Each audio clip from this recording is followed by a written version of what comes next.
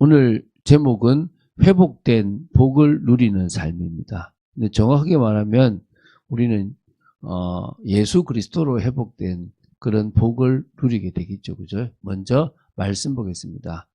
우리가 계속 암송할 수 있게 되기 바랍니다. 창세기 1장 28절 말씀 암송하겠습니다. 하나님이 그들에게 복을 주시며 하나님이 그들에게 이르시되 생육하고 번성하여 땅에 충만하라. 땅을 정복하라. 바다의 물고기와 하늘의 새와 땅에 움직이는 모든 생물을 다스리라 하시니라. 창세기 1장 28절 말씀. 하나님이 복을 주셨다 그러고 또 말씀하셨다 그러죠. 그러니까 복을 주시면 하나님 이르시되 생육 번성 땅에 충만하라. 그러면서 땅을 정복하라. 그리고 바다의 물고기와 하늘의 새와 땅에 움직이는 모든 생물을 다스리라 하시니라. 이 말씀을 우리 것으로 만들고 외우게 되기를 바랍니다. 자, 우리의 복은요, 그리스도 안에서 예수 그리스도로 말미암아 회복된 복입니다. 우리는 잃어버렸습니다. 그 복을 잃어버렸을 뿐만 아니라 저주와 재앙으로 가득 찬 인생이었습니다. 그런데 예수 그리스도께서 다시 우리 때문에 저주와 재앙을 십자가에서 받으심으로 말미암아 우리는 그 예수님을 믿고 다시 이 복을 회복하게 되었습니다. 그래서 오늘 말씀처럼 그런즉 누구든지 그리스도 예수 안에 있으면 새로운 피조물이라. 이전 것은 지나갔으니 보라 새 것이 되었도다. 저주받은 인생이 아니라 새 인생이 되었어요. 우리는 고통의 인생이 아니라 다시 창세기 1장 28절보다 더 낮게 그 복을 누릴 수 있는 존재가 되었습니다. 그런데도 아직은 우리는 창세기 3장의 영향 속에 있어서 아직 그 복을 제대로 누리지 못하고 끌려다니는 인생, 여전히 세상 속에서 무엇을 먹을까, 무엇을 마실까, 무엇을 입을까를 걱정하는 인생을 살아갑니다. 바뀌는 여러분 되시기 바랍니다. 더 이상 과거에 묶이지 않았는데 여전히 죄와 저주 속에 우리는 속고 있습니다. 우리는 하나님과 화목하게 된 새로운 존재라는 사실을 기억하고 어떻게 사는 것이 가장 이 놀라운 은혜를 받은 자로서의 삶인지를 생각하시고요. 회복된 복을 누리는 삶을 무엇으로 함께 누릴 것인지를 좀 생각해 봤으면 좋겠습니다. 첫 번째, 하나님께 영광을 돌리는 삶을 살아가면 돼요. 우리는 그게 예배의 삶입니다. 하나님은 우리가 하나님의 복을 회복해서 다시 하나님과 관계 속에서 하나님 최고입니다. 하나님이 우리에게 주신 은혜가 귀합니다.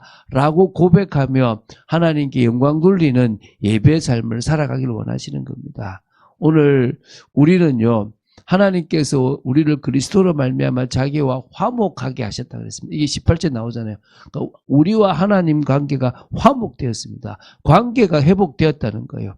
관계가 회복된 사람의 삶은요, 자연히 하나님을 향하게 돼 있어야 돼요. 그런데 여러분, 어디 향하고 있습니까? 여전히 세상을 향하고 있고, 여전히 가족들을 향하고 있고, 여전히 자기 인생을 향하고 있어요. 하나님이 역사를 안 하는 거죠. 우리가요, 이제 방향을 틀어야 돼요. 이분을 봐야 되는구나. 사람들은 자꾸 착각해요. 내가 돈을 벌어서 하나님 앞에 헌신해야 된다고. 하나님을 바라보면 돈을 주실 수 있는 길이 열립니다. 하나님을 바라보면 사람과의 관계에서 끊어진 것도 회복됩니다. 문제는 자꾸 세상에서 뭔가를 풀려고 하니까 문제인 거예요.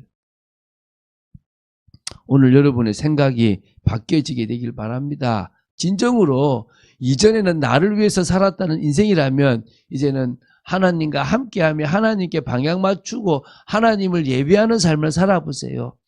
단지 주일에 예배 드리는 게 아닙니다. 로마서 12장 1절 2절처럼 우리의 삶 전체를 예배의 삶으로 드려지게 되길 바랍니다. 거룩한 산제사로 영적 예배로 드리게 되기 바랍니다. 이 세대를 본받지 말고 하나님이 기뻐하시고 정말 온전하신 뜻을 행하는 그런 삶을 살아가게 되기 바랍니다. 이 말은 우리의 말, 우리의 생각이 예배가 되면 돼요. 우리가요, 이게 지금 막 이렇게 이상한 생각, 이상한 말로 막 그냥 정죄하는 쪽으로 막 가요. 제가 자꾸 어떤 사람 하지 말라고 그러거든요. 이제 저도 한 부정적인가 합니다. 그런데요, 어떻게든 객관적으로 보고 어떻게든 그 사람을 살리려고 합니다. 우리의 선택이 예배입니다. 하나님이 기뻐하시는 선택을 하는 거예요. 하나님이 원하시는 선택을 해 나가는 겁니다. 그래서 우리의 직장과 가정이 예배의 자리가 되는 겁니다. 거기에 아예 예배 처소를 만드세요. 거기에 아예 예배 모임을 만드세요. 그럼 됩니다. 우리 몸을 하나님이 기뻐하시는 거룩한 산 제물로, 산 제사로 드려버리면 됩니다. 회복된 자의 복된 삶인 거죠. 두 번째는요, 빼앗긴 세상에 하나님 나라를 이루는 삶입니다. 그래야 누가 역사하는 거죠? 성령 역사하고, 성령이 역사야 회복될 수 있습니다. 회복된 성도는요, 개인적인 은혜에 머무르면 안 됩니다. 하나님 나라를 이루는 원래 사명을 회복해야 돼요. 우리가 하나님을 대신하여 이 세상을 다스린 것은 청지기로서 우리가 뭐한 삶입니까? 바로 하나님 나라를 이루는 삶이었습니다. 하나님 나라의 삶이었다는 거예요. 그런데 우리가 무너져 버렸으니까 이 세상이 죄악으로 가득 찼잖아요. 다시 하나님은 여전히 죄와 어둠 가운데 있는 이 세상을 살리기를 원하시는데 우리가 그 속에 빠져 있어요. 이제 우리가 확장하기를 원하시는 겁니다. 그런데요, 여전히 우리는 속고 있으니까 성령께서 역사하셔서 우리의 연약함을 도우세요. 우리가 하지 못하는 걸 하게끔 해요. 그런데 문제는 하나님을 바라보지 않고 성령께 의지하지 않는다는 거예요. 담대함도 주시는 거예요. 담대함도. 그래서 하나님의 뜻을 이루도록 우리의 삶에 역사하시는 겁니다. 사도행전 1장 8절에 오직 성령이 너에게 임하시면 너희가 권능을 받고 예루살렘과 온 유대와 사마리아와 땅 끝까지 이르러 내 증인이 되리라. 할렐루야. 우리의 삶이 이 삶이 되는 겁니다. 우리는 세상에 끌려다니는 존재가 아니에요. 세상에 나가서 세상을 변화시키는 겁니다.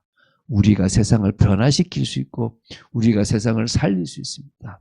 아무 힘없는 아브라함에게 그 시대와 그 세상을 살릴 답을 주셨고 미래를 주셨어요. 야곱도 마찬가지고 요셉도 마찬가지입니다. 하나님은 우리에게 그 복을 허락하셨습니다. 우리가 그 복을 누리면 돼요. 우리가 있는 가정뿐만 아니라 직장에서도 모든 삶의 영역, 지역에서도 하나님의 통치가 이루어지도록 회복해야 되는 거예요. 하나님께서 우리를 통해서 당신이 살아계심을 드러낼 수 있으면 되는 거예요. 그게 안 되는 게 문제죠. 자, 왜 그렇게 하느냐? 이 세 번째 때문이에요.